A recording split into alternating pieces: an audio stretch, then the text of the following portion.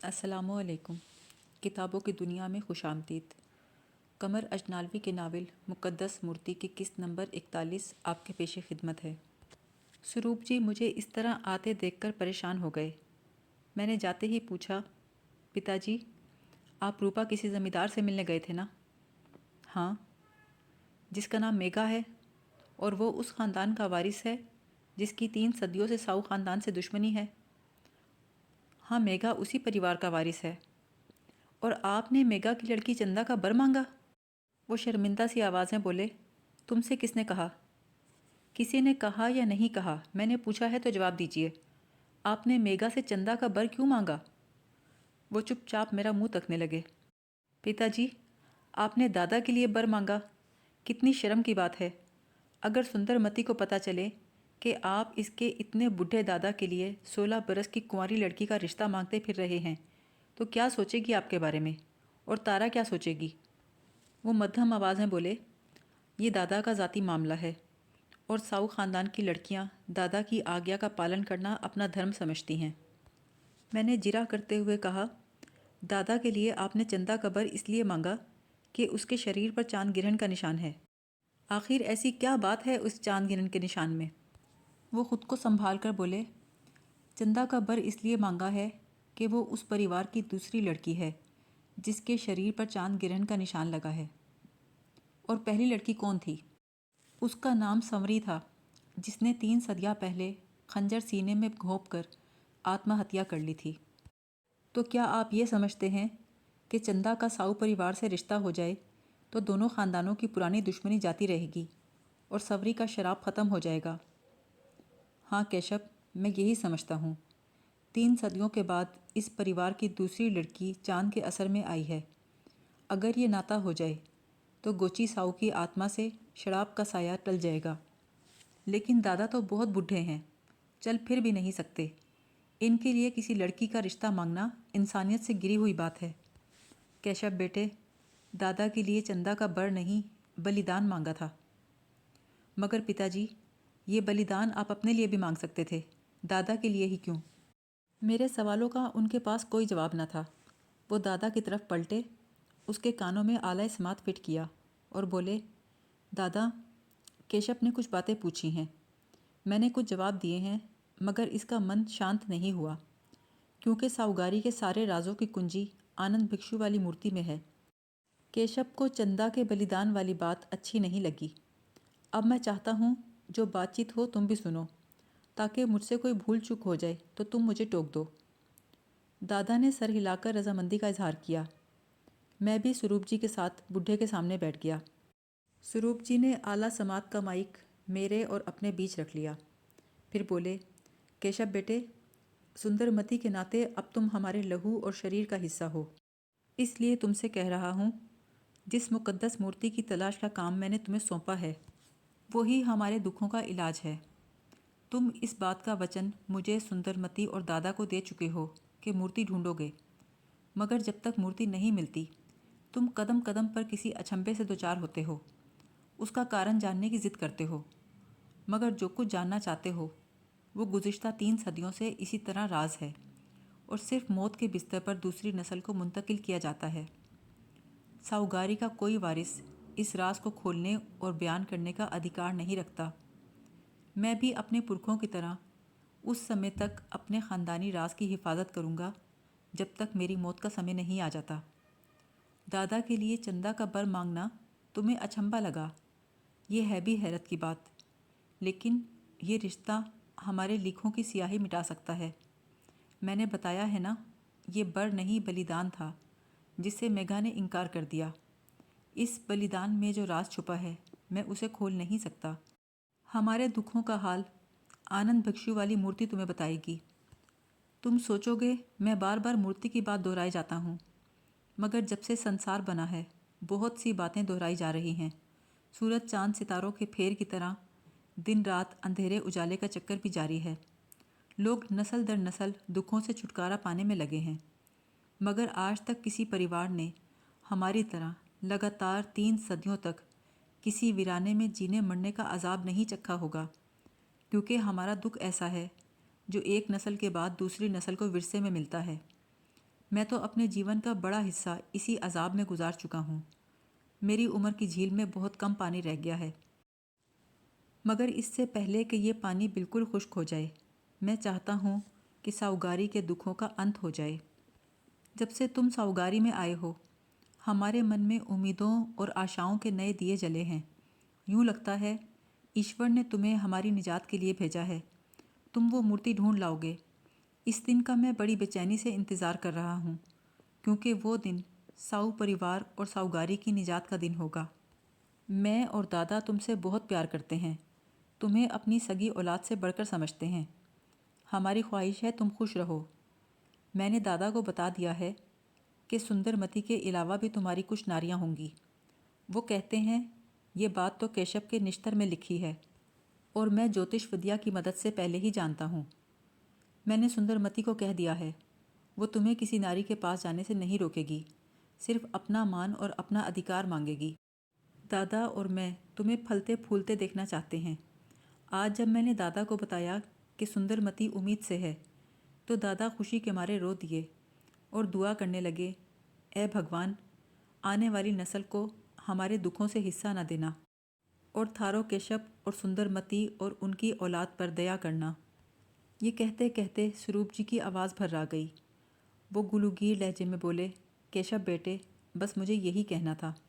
इसे चाहो तो मेरी सफाई का बयान समझो, चाहो तो मेरी बुरी किस्मत की कथा। ये बात मैं तुम पर छोड़ता हूँ। मैंने सागर साहू जी की तरफ देखा। उसकी बूढ़ी वीरान आँखों से आंसू ढलक रहे थे। स्वरूप जी की भर्राई हुई आवाज़ सुनकर और सागर साहू जी को रोता देखकर मैं सब कुछ भूल गया। अब मुझे दादा के लिए बलिदान मांगना या बर मांगना कुछ भी अचंभा न लगा, क्योंकि जब आदमी किसी मुश्किल में गिरफ्तार हो तो उससे छुटकारा पाने के लिए कभी कभी बड़े अजीब काम करता है। बुढ़े ने आस्तीन से अपने आंसू पोंछे, फिर अजीब सी आवाज़ में, क्योंकि रोने से उसकी आवाज़ और लहजा बदल गए थे, कहने लगा, थारो केशव, जो बातें स्वरूप तुमसे कह चुका है मैं उन्हें दोहराऊंगा नहीं। हाँ, एक बात कहूँगा, आदमी के एक हाथ में दुख दूसरे हाथ में सुख होता है, पर मैं ऐसा आदमी हूँ जिसके दोनों हाथों में दुख ही दुख हैं। मैं अपने परिवार को इनके सिवा कुछ ना दे सका। मैं अपने दुखों का अंत चाहता हूँ। मूर्ति खोजे बगैर इनका अंत नहीं हो सकता। मुझे विश्वास है तुम वो मूर्ति खोज लाओगे, क्योंकि तुम भगवान का रूप हो। केशव बेटे, मूर्ति ढूंढकर ला दो ताकि मैं मर जाऊं और मुझे मेघा की बेटी चंदा का रिश्ता मांगने की ज़रूरत ना रहे। मैं हैरान तो हुआ कि चंदा का बर क्या इसलिए मांगा है कि दादा मर जाए, मगर इस समय मैंने मज़ीद जिरा करना मुनासिब न समझा। दादा ने आनंद भिक्षु वाली मूर्ति मांगी थी, अब के तो उसकी तलब का रंग ही कुछ और था। मैंने कहा, दादा, जिस तरह पिताजी ने और तुमने मुझे अपना कहा है, इसी तरह मैं भी तुम दोनों को अपना समझता हूँ, और एक बार फिर वचन देता हूँ और विश्वास दिलाता हूँ कि मूर्ति ढूंढकर लाऊंगा और साहूगारी के शमशान में तुम्हारी अर्थी अपने हाथ से चिता पर रखूँगा। ये कहकर मैं उठना चाहता था कि दादा ने हाथ पकड़ के मुझे अपने करीब किया और मेरे माथे पे अपने होठों से बोसा दिया। इन दादा पोते के दुख ने मेरे दिलो दिमाग को ही नहीं, रूह को भी दुखी कर दिया था। साहूगारी के सारे भेदों की तरह बुढ़े सागर साहू जी की जान भी इसी मूर्ति में बंद थी। अब मुझे तिलस्मी कहानियों के किसी हीरो की तरह इस मूर्ति को ढूंढना था और बुढ़े की आत्मा को उसके शरीर के पिंजर से आज़ाद करवाना था। स्वरूप जी को उनके गमों और दुखों से निजात दिलाना थी जो उन्हें विरसे में मिले थे। अब कोई दूसरा काम तो रह नहीं गया था। सुंदरमती के साथ मेरा ब्याह हो चुका था और वो उम्मीद से थी। जलपन्ना को साहूगारी से निकालकर मैं माँ के हवाले कराया था। पुरोहित गंजाल के दस्तों बाजू तोड़ दिए थे। शंकर और भोला पुलिस की हिरासत में थे। थापा बहादुर अपने अंजाम को पहुंच चुका था। गंजाल अपना आखिरी ठिकाना भी छोड़ गया था। वो नकली मूर्ति जिसके लिए 8 बरस पहले कशमकश हुई, जिसके कारण मेरे चाचा चक्रवर्ती सहाय पर लोग सुधार गए, मैं सागर साहू जी को भेंट कर चुका था। महापुरुष सार गिलियान की वो डिबिया जो मुकद्दस मूर्ति के इसरार की चाबी थी, मैं हासिल कर चुका था। उसकी तहरीर मेरे पास महफूज थी, जिसकी खातिर काया पुंथा 5 बरस पहाड़ी खानकाह में कैद रहा। मैंने उसे रिहाई दिलवाकर नया जीवन दिया था। इस तरह सारे काम निमट चुके थे। अब सिर्फ मूर्ति को ही ढूंढना बाकी था। स्वरूप जी की बातें सुनकर, बुढ़े के आंसू देखकर मेरे दिल में ये अज़म नए सिरे से जवान हो गया कि मुझे हर हाल में मुक़द्दस मूर्ति को ढूंढना है। अपने लिए, सुंदरमती के लिए, स्वरूप जी के लिए और बुढ़े सागर साहू जी के लिए। इन्हीं सोचों में गुम अपने आप से बेखबर होकर जीने की बालकोनी तक पहुंचा। तारा पीछे से निकलकर मेरे सामने आई और मुझे पकड़ के बोली, साहिब, क्या आप दिन में भी नींद में चलते हैं? उसकी बात पर मैंने चौंक कर कहा, क्यों तारा, तुम्हें नींद में चलता दिखाई देता हूँ? मालिक, आप राहदारी में चल रहे थे, मैंने कई बार पुकारा, आपने एक बार भी नहीं सुना, तो मैं भाग के आई और आगे बढ़कर रोका। मैं अपने ध्यान में था, क्यों बुला रही थी मुझे? मालकन ने कहा है, आप ज़्यादा चलें फिरें नहीं, आराम कर लें, कहीं फिर बुखार ना हो जाए। और सिर्फ मालकन नहीं, दासी भी आपसे यही कहना चाहती है। तो तुम्हारा कहा मानूं या तुम्हारी मालकन का? दोनों का। भला दोनों का एक साथ कैसे मान सकता हूँ? वो धीरे से मुस्कुराई और बोली, आप तो 3-3 का कहा मान लेते हैं। मैं इसका इशारा समझकर मुस्कुराया। यकीनन 3 वाली बात उसे सुंदरमती ने बताई होगी। मैं बोला, अब तो तुम दोनों का ही कहना मानना पड़ेगा, मगर मेरी एक शर्त है। मैं तन्हाई चाहता हूँ, ना मालकन कमरे में आए ना दासी। मालकन तो आपके लिए परहेजी भोजन बना रही हैं, दासी भी रसोई में काम करेगी, कमरे में कोई नहीं आएगा, आपकी शर्त मंजूर है, चलिए मेरे साथ। ये कहकर उसने बेतकल्लुफ़ी से मेरा हाथ पकड़ लिया।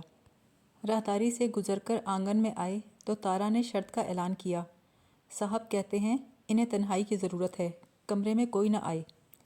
सुंदरमती रसोई में से ही बोली, तारा, इनसे कह बस चलें फिरें नहीं। तारा बोली, आप बिस्तर पर लेट जाएं, मैं बूट उतार दूंगी। मैं लेट गया तो बूट उतारने लगी, लेकिन आंखें मेरे चेहरे पर जमी थीं। मैंने कहा, क्या देख रही हो? बोली, आपकी तस्वीर आंखों में उतार रही हूँ।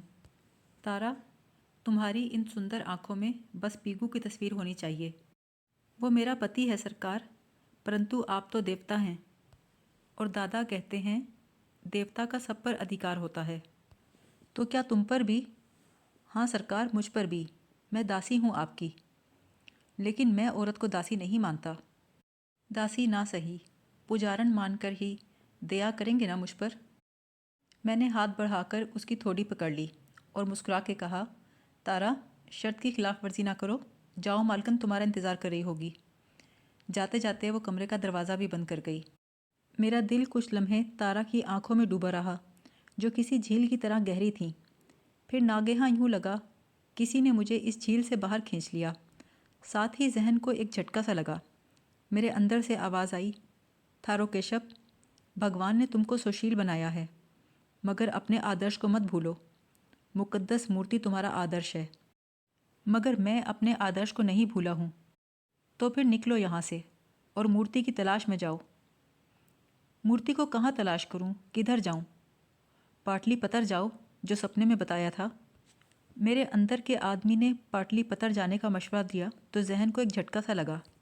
जिस रात मूर्ति बूढ़े सागर साहू जी के साथ मेरे सपने में आई थी, तो उसने मुझे पाटलिपतर में बुलाया था और मैंने उससे कहा था, पाटलिपतर को तबाह बर्बाद हुए सदियां बीत चुकी, मैं कहाँ जाऊँ, इस नाम का कोई शहर मौजूद नहीं। और उस मूर्ति ने जवाब दिया था, नाम बदलते हैं, मकाम नहीं बदलते। इसके साथ ही मुझे ज्ञान हुआ कि पाटलिपतर का नाम बदल दिया गया है, उसका नया नाम पटना है। यकीनन मुझे पटना जाने का मशवरा दिया गया है। इस ख्याल या ज्ञान के आने के साथ ही मैं तेज़ी से उठकर बिस्तर पर बैठा और सोचने लगा, मैं भी कितना बुद्धू हूँ। सपने में मुझे पटना जाने और मूर्ति ढूंढने का बुलावा दिया गया और मैं समझ ही न सका। आज मेरे अंदर के आदमी ने झिंझोड़ा तो मुझे होश आया कि पाटलिपतर का बदला हुआ नाम पटना ही है। मेरे जहन में तारीख के औराक खुल गए। इन वर्कों को उलटता पलटता मैं 1848 के दौर में पहुंचा। एक वर्क पर कंपनी सरकार के गवर्नर जनरल लॉर्ड डलहौजी की तस्वीर भी देखी। हिंदुस्तान का वो नक्शा भी नज़र आया जिसमें कंपनी सरकार का मकबूजा इलाका था। इस नक्शे के मुताबिक कंपनी सरकार हिंदुस्तान में उड़ीसा, बंगाल और बहार पे काबिज थी। उसी के हुक्म से 1815 में पटना के टीलों की खुदाई हुई। बहुत से तारीखी नवादरात के साथ आनंद भिक्षु वाली मूर्ति भी मिली, जिसे कलकत्ता के फोर्ट विलियम म्यूज़ियम में नुमाइश के लिए रखा गया, जिसकी नुमाइश पर बुद्धों में मूर्ति को हासिल करने की तहरीक चली। बड़े हंगामे हुए और गवर्नर जनरल ने मूर्ति को कहीं गायब कर दिया। ये हंगामे कलकत्ता में हुए थे। कलकत्ता उस ज़माने में कंपनी सरकार का हेडक्वार्टर था। इसीलिए बुद्ध ज्ञानी और भिक्षु यही समझते रहे कि मूर्ति कहीं कलकत्ता में ही छुपाई गई है या फिर अंग्रेज़ सरकार के दारुस सल्तनत लंदन में होगी। तलाश का सारा जोर कलकत्ता और लंदन पर रहा। किसी को यह ख्याल न आया कि वो पटना में ही छुपाई गई होगी। मैं लॉर्ड डलहौजी की फिरासत पर दंग रह गया, जिसने बुद्ध की मुकद्दस मूर्ति को उसके असल मकाम पटना में मुंतकिल कर दिया था। यकीनन अब वो पटना के किसी सरकारी दफ्तर में होगी, वरना मुझे सपने में यह हिदायत ना मिली होती कि पाटलिपुत्र जाओ। पुरस्कार कुदरत मेरी रहनुमाई कर रही थी। मैं मारे खुशी के उछल गया, बिस्तर से उतरकर भागा, रसोई में घुसकर सुंदरमती से लिपट गया। सुंदरमती के साथ तारा का शरीर भी मेरे बाजू की लपेट में आ गया, क्योंकि मालकन और दासी पास पास खड़ी थीं। तारा समझी शायद मेरी कोई जहनी कल ढीली हो गई है। सुंदरमती समझी गालिबन मुझे कोई दौरा पड़ा है। बोली, कैशी, आपकी तबीयत तो ठीक है? आज ही तो तबीयत ठीक हुई है। मैंने दोनों को झिंझोड़ा। वो मेरे चेहरे का बदला हुआ रंग और आंखों में मुसर्रत की चमक देखकर हैरान हुई। तुम दोनों हैरान क्यों हो? मैं बिल्कुल अच्छा हूँ। ये कहकर मैंने अपना चेहरा सुंदरमती के सामने किया और पूछा, तुझे मेरी आंखों में कुछ नज़र आया? बोली, अपनी तस्वीर नज़र आती है। मैं तारा की तरफ घूम गया। तारा, तुम देखो, तुम्हें मेरी आंखों में क्या दिखाई देता है? बोली, मुझे तो अपनी तस्वीर दिखाई देती है। जब दूसरों की आंखों में झांको तो अपनी ही सूरत नज़र आती है। क्यों तारा, मैंने कुछ गलत कहा? नहीं साहिब। जब मैं ठीक कह रहा हूँ तो तुम्हारी मालकिन मुझे पागल क्यों कहती है? हम तीनों हंस दिए। मैंने कहा, सुंदरमती, मैं कल जा रहा हूँ। वो बोली, मैं आई और आप चल दिए। कहाँ जाएंगे आप? मैं पटना जाऊँगा, मगर मैं आपको कहीं नहीं जाने दूँगी। इसी लम्हे स्वरूप जी सहन में आते दिखाई दिए। सुंदरमती ने शिकायत लगाई, देखिए पिताजी, अभी इनकी तबीयत ठीक हुई नहीं कि पटना जाने का कह रहे हैं। पटना क्यों? स्वरूप जी ने पूछा। पटना जाने का ज्ञान हुआ है पिताजी। वो कुछ लम्हे सोचकर बोले, पटना पाटलिपुत्र का नया नाम है। चले जाओ पटना। आपको पटना जाने का ज्ञान तो हो गया, मगर ये ज्ञान नहीं हुआ कि मैं क्या चाहती हूँ। मैं तेरे मन की बात जानता हूँ सुंदरमती, लेकिन तू नहीं जानती मेरा पटना जाना ज़रूरी है। लेकिन आप कल पटना नहीं जाएंगे। जब तक मैं आज्ञा ना दूँ साहूगारी से बाहर नहीं जाएंगे। तो क्या बंदी बना के रखेगी? देवता को बंदी कौन बना सकता है? मैं तो प्रेम के बंधन में बांधूंगी आपको। वो तो तू बांध चुकी है। अब दिए जलाऊंगी मंदिर में। काहे के दिए? अपने बिया के।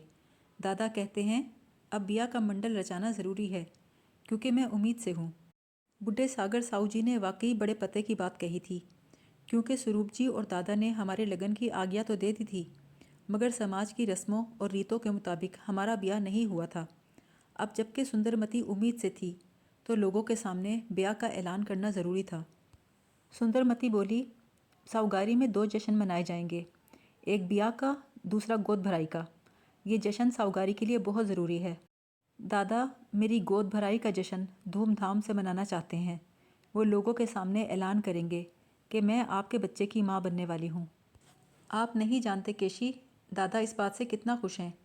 कल उनसे मिलने गई तो मुझे कहने लगे, स्वरूप से पता चला है तुझे दिन चढ़े हैं। मैंने कहा, दादा पहला महीना तो पूरा भी हो गया। दादा ने मेरा माथा चूमा और जश्न मनाने का हुक्म दिया और खुशखबरी सुनाई, तू बेटा जनेगी। क्या मालूम सुंदरमती, बेटा हो या बेटी? बेटा ही होगा केशी। दादा की ज्योतिष विद्या कहती है कि मेरे 7 बेटे होंगे। मैं सोचने लगा, ये बुढ़ा बड़ा अजीबो-गरीब और नाकाबिले फ़हम है। कभी मेरे नश्तर में सोम और इंद्र देवता के गुण देखता है, सुंदर नारियों पर मेरा अधिकार मानता है। कभी तारा के कानों में ये मंत्र फूंकता है कि सिर्फ मेरी दया से उसका मर्ज़ दूर हो सकता है। जब भी तारा बार बार मुझसे कहती है कि मैं उस पर दया करूं। बुढ़े की भाषा में दया का मतलब कुछ और ही था। इसके अलावा बुढ़े ने अपनी ज्योतिष विद्या या 140 साला तजर्बे की दानाई से ये मालूम कर लिया कि मैं ही हूँ जो उसकी देरीना ख्वाहिश पूरी कर सकता हूँ। इसीलिए वो मेरी खुशनुदी का तालिब था। इस बुढ़े का चांद गिरहन से भी कोई ख़ास संबंध था, तभी तो उसके लिए मेघा की गिरहन ज़दा कुंवारी लड़की का बर मांगा गया। मुझे सोचों में गुम देखकर सुंदरमती ने कहा, क्या सोचने लगे? दादा के बारे में सोच रहा हूँ। बूढ़ा किसी दूसरी दुनिया का बासी लगता है। साहूगारी भी तो दूसरी दुनिया है, संसार से अलग थलग। और इस दुनिया में दादा का राज है।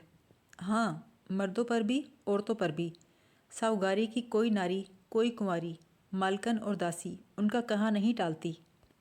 और मेरे नाते से आप भी दादा की हर बात मानने के पाबंद हैं। उन्होंने जश्न मनाने को कहा है तो अब आप पटना नहीं जा सकते। कल ब्याह की खुशी होगी, दिए जलेंगे। परसों मेरी गोद भराई का जश्न होगा और नाच रंग होगा। लेकिन यहाँ कोई नर्तकी तो है नहीं। क्या तू नाचेगी? मैं नहीं, तारा नाचेगी, सिर्फ आपके सामने। मेरे सामने क्यों? ताकि आपके मन में लगन हो और आप उस पर दया करें। मैंने घबरा के उसे देखा। पोती अपने दादा की भाषा बोल रही थी। ये बुढ़ा साहूगारी के राजों की तरह एक राज था। जितना मैं उसे खोलने की कोशिश करता, इतना ही वो उलझता जाता था। फिर मैंने कहा, मैं ब्याह के मंडल में बैठूंगा, गोद भराई की रस्म पर तारा का नाच भी देखूंगा। काया मोसा और विशाल राय को परसों तक रुकने पर राज़ी भी कर लूँगा, लेकिन तरसों हम साहूगारी से चले जाएंगे। अब सुंदरमती को ख्याल आया कि मैं यहाँ तन्हा नहीं, कुछ और लोग भी हैं जो पुरोहित गंजाल को ढूंढने आए हैं। बोली, परसों मैं आपको जाने की इजाज़त दे दूँगी, मगर पटना से कब लौट के आएंगे आप? अब पटना से मैं उसी समय लौटूंगा जब तुझे साहूगारी से निकाल कर ले जाने की शर्त पूरी करूँगा। मैंने सुंदरमती की बात मान ली। काया मोसा और विशाल राय को 2 दिन ठहरने पर आमादा कर लिया। स्वरूप जी पीगू को लेकर उसी वक़्त गोना मुखिया की तरफ चले गए ताकि जश्न का इंतज़ाम कर सकें। खाने के बाद सुंदरमती सागर साहू जी की कुटिया में गई। शायद बूढ़े से कोई नई हिदायत लेने गई थी या बताने गई थी कि मैंने उसका हर कहा मान लिया है। जब दादा के कमरे से आई तो मैंने कहा, क्या तू जानती है, दादा ने सुंदरता पर मेरा अधिकार माना है। बोली, ये तो पिताजी भी जानते हैं, और दादा और पिताजी ने मुझे कहा है कि आपके किसी अधिकार पर एतराज़ ना करूं, सिर्फ अपना अधिकार मांगूं। मैं खामोश हो गया। दरअसल तारा के बारे में बात करना चाहता था, लेकिन कुछ सूझ नहीं रहा था कि बात कैसे और कहाँ से शुरू करूं। मैंने कहा, तू ये नहीं जानती कि तारा अपनी आंखों में मेरी तस्वीर उतारे फिरती है। सुंदरमती बड़े सुकून से बोली, तारा को दादा ने आपकी सेवा का अधिकार दिया है ताकि उसका मरज़ दूर हो सके। सुंदरमती, मैं तारा के लिए पहले ही प्रार्थना कर चुका हूँ, तो उस पर दया भी कर दें। अब कुछ कहने सुनने की ज़रूरत न थी। साहूगारी के दस्तूर निराले और बुढ़े सागर साहू जी की बातें अनोखी थीं और कुदरत के भेद भी समझ में नहीं आते थे। वो बाज़ इंसानों के हाथ में शिफा रख देती है, जो किसी रोगी को हाथ लगाएं तो उनका रोग दूर हो जाता है, हालांकि वेद हकीम डॉक्टर उसको लाइलाज भी करार दे चुके होते हैं। दादा कहता था, मैं इस युग का ऋषि हूँ, तो क्या मैं तारा का मर्ज़ दूर नहीं कर सकता? इसके साथ ही मेरे मन में तारा के लिए बहुत प्यार पैदा हुआ। मुझे लगा वो अपनी मोटी मोटी आँखों में मेरी तस्वीर लिए मेरे मन में आ गई है। दूसरे दिन ब्याह का जश्न था। मैं नहा धोकर तैयार हुआ। सुंदरमती अपने अटैची केस से ज़रबफ्त की एक आला अचकन निकाल लाई, जैसे आमतौर से रियासतों के नवाब और राजे पहनते हैं। बोली, ये पहन कर नीचे जाइए। उसने अचकन पहनने में मेरी मदद की, गले के बटन बंद किए और ज़ोर से बोली, तारा, भाग के आना ज़रा, कैसे लगते हैं तेरे साहिब? तारा ने मुझे ज़रक बरक लिबास में देखा तो बोली, स्वर्ग के राजा इंदर भी इतने सुंदर नहीं होंगे। दान पुण्य कीजिए मालकन, कहीं नज़र न लग जाए साहब को। नीचे आया तो साहूगारी की दुनिया बदली हुई थी। इसके वसीओ अरीज सहन के वस्त में दरियाँ बिछी थीं, ऊपर शामियाने लगे थे, चारों तरफ झंडियाँ लहरा रही थीं। बाद में मुझे पता चला, चंद साल के बाद जब कभी यहाँ त्यौहार मनाया जाता है तो त्यौहार के बाद ये झंडियाँ संभाल के रखी जाती हैं। साहूगारी के सहन में बड़ी चहल पहल थी। साहूगारी के सभी बासी किसी न किसी काम में महव थे। शामियानों के पीछे रसोई घर बनाया गया था। साहूगारी का रसोइया और गोना परिवार की औरतें इस 4 दीवारी के अंदर पकवान बना रही थीं। 4-5 लड़कियां ढोलक की थाप पर असम का कोई कबायली गीत गा रही थीं। पहाड़ी वीराने की इस तन्हा इमारत में, जहाँ कोसों दूर तक कोई बस्ती और आबादी न थी, ये ढोलक के गीत और ब्याह का हंगामा बड़ा हैरत अंगेज़ और जंगल में मंगल का समा पेश कर रहा था। मुझे देखकर स्वरूप जी, गोना मुखिया, काया पुंथा, विशाल राय सब मेरी तरफ लपके, बाकायदा मेरा स्वागत किया। आज की दावत का इंतज़ाम और दोनों वक्त की दावत का खाना स्वरूप जी की तरफ से था। कल दोनों समय का भोजन दादा ने अपने ज़िम्मे लिया था। गूंगे भिक्षु जो बारे से दादा की पालकी उतार लाए। पालकी के आगे आगे सुंदरमती थी।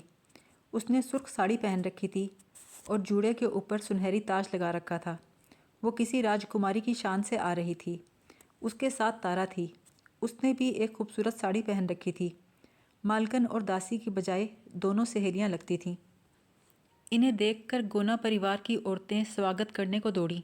स्वरूप जी बेटी को लेकर काया पुंथा और विशाल राय के पास आए और तारुफ करवाया। सुंदरमती ने हाथ जोड़ के प्रणाम किया। उन्होंने आशीर्वाद दी। मुझे और सुंदरमती को स्टेज पर बिठाया गया। दादा हमारे दरमियान में बैठे थे। मेरे साथ आए हुए मेहमान और साहूगारी के बासी, मर्द और औरतें, लड़के और लड़कियां सभी मौजूद थे। मैंने पहले कभी साहूगारी में इतनी तादाद और इतनी रौनक नहीं देखी थी। स्वरूप जी स्टेज पर आए। उन्होंने सबको बताया किस तरह 1.5 माह पहले मेरा और सुंदरमती का लगन हुआ था, मगर लगन का ऐलान इसलिए नहीं किया था कि रंगामती से मेरी चाची की आज्ञा का इंतज़ार था। अब चाची ने सुंदरमती को अपनी बहू स्वीकार कर लिया है, इसलिए लगन का ऐलान किया जा रहा है। दादा ने अपनी पुरानी भाषा और मखसूस लहजे में बताया, सुंदरमती और थारो केशव का लगन मैंने किया था और बिया के अश्लोक पड़े थे। बूढ़े सागर साहू जी की गवाही गोया सरकारी मोहर थी, जिसके बाद किसी वजाहत और गवाही की ज़रूरत न थी। काया पुंथा और विशाल राय दोनों एक साथ उठे। उन्होंने शगुन और सलामी के लिए रुपए निकाले, सुंदरमती और मेरे कदमों में ढेर कर दिए। स्वरूप जी ने मेहमानों को पार्चा जात और तोहफे दिए। उनसे मेरा नाता जाहिर करके साहूगारी के बासियों को हैरान कर दिया। उन्होंने बताया, जलपन्ना जो साहूगारी के मंदिर में भगवान के नृत्य की थी, बर्मा के जमींदार काया पुंथा और केशव की मौसी चंद्रबाला की बेटी है। इसकी मंगनी बचपन में ही केशव से हो गई थी। सुंदरमती की तरह वो भी केशव की दुल्हन बनेगी। विशाल राय ने भी अपनी बेटी मंजूरी को थारो केशव के साथ ब्याहने का फैसला किया है। दादा ने, मैंने और सुंदरमती ने इन रिश्तों की आज्ञा दे दी है। ये ऐलान बड़ा सनसनीखेज था, क्योंकि एक साथ 3 शादियां हिंदुस्तानी समाज के खिलाफ थीं। हालांकि पिछले वक्तों में ये होता रहा था। राम और लक्ष्मण के पिता राजा दशरथ की 3 रानियां थीं। दादा ने लोगों की हैरत और सनसनी को भांप लिया। दोनों हाथ ऊपर उठाए और कहा, थारो केशव भगवान का रूप है, इस युग का ऋषि है और देवता है। इसका नश्तर सोम और इंद्र देवता से मिलता है। देवताओं की तरह इसके बड़े अधिकार हैं। अगर साहू परिवार में और भी लड़कियां होती तो मैं सब की सब थारो केशव के साथ ब्याह देता, क्योंकि इसके अंदर भगवान है और ये साहूगारी को 3 सदियों के बाद निर्वाण देने आया है। बुढ़े का ये भाषण सुनकर लोगों की हैरत और सनसनी प्रेम में बदल गई। वो लोग बुढ़े पर अंधा विश्वास करते थे और सुन चुके थे कि मेरी दुआ से स्वरूप जी की जान बची है और पुरोहित गंजाल, जो तपस्या और शक्ति में महान था, मेरे मुकाबले से भाग गया है। लोग मुझे ऋषि और देवता समझने लगे। स्वरूप जी ने साहूगारी के तमाम बासियों में कपड़े बांटे। दादा की तरफ से लोगों में रुपए तकसीम हुए। शाम की दावत से पहले साहूगारी में चिरागा किया गया। 6 बड़े बड़े गैस लैंप रोशन किए गए, जिनकी रोशनी में साहूगारी का सहन बुकाए नूर बन गया। गोना परिवार की लड़कियों और औरतों ने मिलकर गीत गाए और नाच किया। दूसरे दिन सुंदरमती की गोद भराई का जश्न था। इसका असल मेज़बान बुढ़ा सागर साहू जी था। उसने स्टेज पर आकर ऐलान किया, साहू परिवार की नस्ल अब सुंदरमती से चलेगी। इसके 7 बेटे होंगे। इसी खुशी में जश्न मनाया जा रहा है। इसका सबसे खसूसी प्रोग्राम तारा का नाच था, जो सिर्फ मेरे सामने किया जाना था। मुझसे फरमाइश की गई, जब सारे लोग शाम के भोजन में मसरूफ़ हों, मैं तारा का नाच देखने मंदिर के अगबी कमरे में चला जाऊं। तारा का काम ये था कि वो अपने नाच से मुझे मगन कर दे, मगर मैंने इस प्रोग्राम में तब्दीली कर दी और कहा, भोजन के बाद तारा शामियाने के नीचे सबके सामने नाचेगी। मैं यहीं इसका नाच देखूंगा। ये तब्दीली दादा, सुंदरमती और पिगू के लिए अचंभा थी, मगर यही आकाश काया थी। सागर साहू जी की पुरस्कार विद्या हार गई। शाम का भोजन ख़त्म होने के बाद मंडल को तारा के नाच की खातिर फिर से आरास्ता किया गया और दादा ने ऐलान किया, गोद भराई के इस जश्न के लिए मैंने तारा को नाच की आज्ञा दी है, ताकि उसका मरज़ दूर हो सके। जिस तरह लोगों ने मेरी 3 शादियों का ऐलान सुना, इसी तरह यह ऐलान भी सनसनीखेज साबित हुआ। सारे लोग दायरा बनाकर बैठ गए। दादा की पालकी दाईं जानिब रखी गई, जिसके साथ स्वरूप जी, सुंदरमती, पीगू और शास्त्रु थे। बाईं तरफ कायापुंथा, विशाल राय, चांद, कालीनाथ और करीम बैठे थे। ढोलक, तबला, बांकियाँ बजाने वाले चांदनी पर अलग थलग बैठे थे। इस स्टेज पर एक छोटा सा तख्त बिछाया गया था, जिस पर मैं अकेला बैठा था और ख़ुद अपने अंदर के देवता को ढूंढ रहा था।